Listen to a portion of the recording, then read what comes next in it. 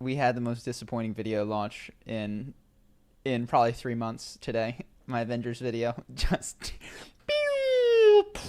It's an exercise in self-love. Can you love yourself when the views are down? No, man, that's completely conditional, which brings me to my first topic. I was reading a book, and it makes the point that I think we talk about and know, but it just says it bluntly, that people do not want to be unconditionally happy, like are anti-unconditional happiness. And you can test this if you ask yourself, would you be happy if I told you that you could be happier on average, but charisma on command would not exist and you had to work a day job? Would you take it?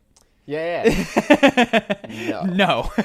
I'd rather be sad and have the thing that I think makes me happy, which is... Well, you pre-framed that pretty hard, so I knew the answer. But I think if you had caught me in a moment of vulnerability...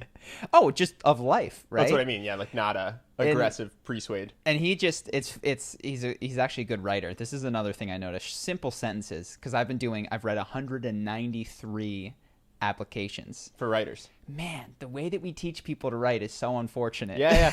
You read it. There was a sentence that was 5 lines long. Yeah. With 3 commas, a which, an and, a therefore, and 19-syllable word.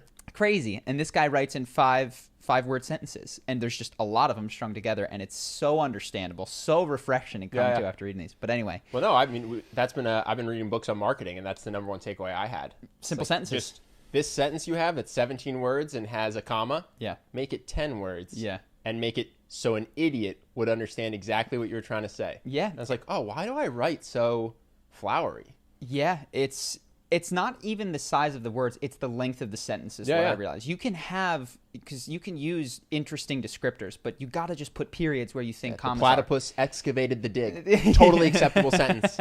Very few words. None of those things come together. But yeah, so this it was interesting. I was thinking about it, the paradox of happiness, in that we don't get it because we really don't want it. What we want is to have a beautiful significant other. I almost wonder if it's because people's belief systems are so strong that they can't believe that that's a real option. Like when presented with would you rather be happy or working a day job? It enters into my ears and it just goes, well, that's gibberish. Well, like, so does every study on happiness that tells you money after 70. You know that that's the case, but two things are happening. Yes, you think that your beliefs around happiness are better than reality. Like you've experienced that additional money doesn't matter, yet will continue to pursue it. You've experienced that there's a lot of decisions you make do not bring you happiness. You have let's go with dating. Let's go with dating. The going on lots of dates and dating will not make the you happy. The data's not looking good. The data it's been completely on lock. Yeah. Yet you will continue to pursue it because the belief is so strong. And this is the other point that he makes, is that the resistance to change in people is one of the strongest psychological forces. Sure. Like just simply not wanting things to be different Yeah.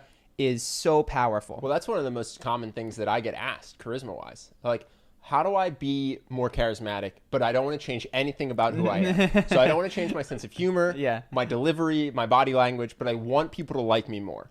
I'm like, okay, that's not how it works. Like, they're reacting to all the things you just described. Yeah. Well, yeah, but I don't want to change who I am. Like, well, who you are isn't necessarily how loudly you speak. Yeah, and then people really don't want to change. The marketing material surrounding all of that has to be, it's not your fault, and you can do this without changing. And you have to the number one thing people people like to hear is that it eventually becomes habit. That's the reassurance that people love. It's like, listen, this feels weird now, but in 30 days, it won't feel weird. It'll feel exactly like you feel now, but it'll be different habits. And that's what people really like. I find that try the puppy works well, which is just try this for today and we'll throw it out at the end of the day. If for any reason you don't like it, we're going to completely go back to being monotone and boring. We're just going to, be loud and outgoing just to see. Yeah.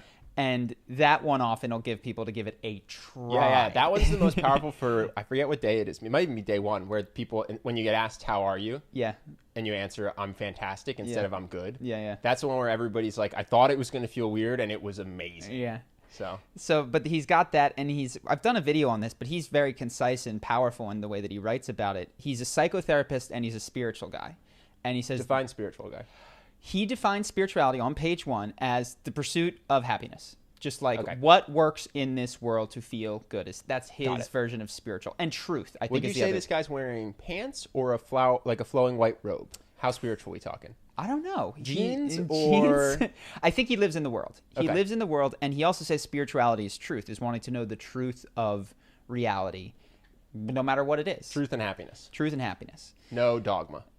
Well, dogma can creep in there, but at least not in the way that he purports to practice it. And so what he says is spirituality is defined by truth and happiness, and psychotherapy are at total odds. And he's found, after where he was very into psychotherapy and helping people, he realized that he was not helping them with the big picture, because people would come in with messed up relationships and they say that they want a cure, but what he's found is what they want is relief. So he would give them tools and, here's how you can manage this and stay, and they would stay together. And his realization was people don't want to change. Mm-hmm. They don't want to be happy. The only thing that can potentially make them want to be happy is if they suffer enough. Yeah. Is if it gets so bad and they get so fed up that they just go, all right, I'll try something new. Dude, someone close to me had a family member commit suicide. Wow. And she's in grief. And first of all, it's totally okay to be upset. So I'm not trying to rush her through it. But she'll say, like, I want to get out of this with her words. Yeah. And then I will give her the contact to my ayahuasca person. I reached out to a bunch of friends who are mental health experts, and I came back with the best books, somatic therapists, all this stuff. And when I presented to her, I'm like, do you think this would help? Yes. Okay, do you want to do it? Yeah, but not right now. And it's just fascinating because I think part of her wants to be in grief, feels either guilty that moving on would mean she didn't love him, or she forgets, or there's some sort of belief system. But yeah, she does not want to change, even though she is self-reportedly super down right now. And so I'm very on board with the first tenet of this, which is you don't want to be happy, just say so. It will help you. It will help you to admit that you want to be miserable. That will take you one half of a step closer to one day. Yeah, I like that. Just say, listen, I'm not ready. I need to be depressed right now because I want to be miserable. It's serving me somehow. Yes. And I don't want to take these. I think somatic therapy and ayahuasca and this book and grief therapy will all be helpful, but I don't want to do that right now because I don't want to be happy right now. It's like, okay, well, at least we're on the same page. Yeah, I only went to ayahuasca when I was miserable after a breakup. That was not on my radar of things to ever do, and that was a point in my life where I was so ready for something to be different that I was willing to actually do something transformational. And that doesn't come often in your life. It's just funny because you had a breakup and you were upset about it, and I went because I was in a relationship that I didn't want to be in, and we were right there together, holding hands. It's like so ridiculous. You're like, I realized I need to break up with my girlfriend. I was like, I realized I need to marry my ex. So funny. Yeah, but so let me see what else I wrote down here. We don't want to be unconditional. He's a psychotherapist, and that there's this, I've been thinking a lot about this talked a little bit about this with Charity, but the amount of suffering that in the long term leads to the most happiness is definitely not zero. Yeah. So it's, and I see this with rich parents that take care of their kids and make sure that there's nothing bad that can happen to them. We talk about this privilege. Oh, you're rich. Your parents may have screwed you if you inherit $10 million and your entire life knows that there's that fail-safe, and you never hit a level of suffering or fear that is enough to make you grow and change. And it's crazy. Yeah, it's crazy the way that we think about having privileges, having money, and not having to worry about those things, instead of what are the factors that genuinely lead to happiness. But you can tell if you see someone who's got $10 million in the bank and is miserable and doing coke all the time and like just empty on the inside, something was missing in terms of their privilege. Versus if you see someone who grew up in a hard thing, but whatever life's lessons culminated to give them an outlook that makes them feel good and happy, they should be grateful. Well, I'm positive I've said this before on the podcast, but there's that Jim Carrey quote of like, I wish everybody would achieve all the fame and wealth that they desired so they could realize how empty it is. Yeah. And if you have that on your radar, you know how when you buy a new car, you see that car everywhere? If you actually internalize that, you'll start to see tons of these anecdotes of people. I just saw a George R. R. Martin interview.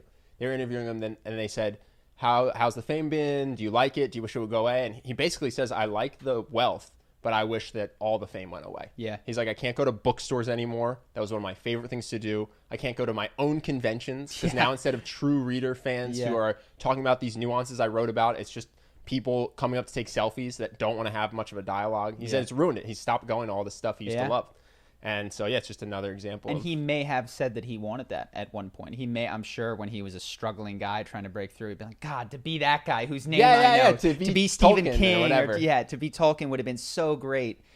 I actually thought of the Jim Carrey quote when I was doing this last night. And I think that the real privilege of what is classically termed privilege is that you get to explore, and if you're not stubborn, see that all those things, like I've had the opportunity to travel a lot, to make money, to date a lot of different women, to do all of those things, and I'm stubborn in my learning, but I'm getting it. I'm starting to get it and be like, there's not that mystery of, if I just had the Instagram blue tick. I thought that for a minute. I thought if I got that really Instagram blue tick, that things would be different. Yeah. And I truly believed that. And I was like, what if I just like paid an Instagram guy to get it? And I got the blue tick. Then things would be different.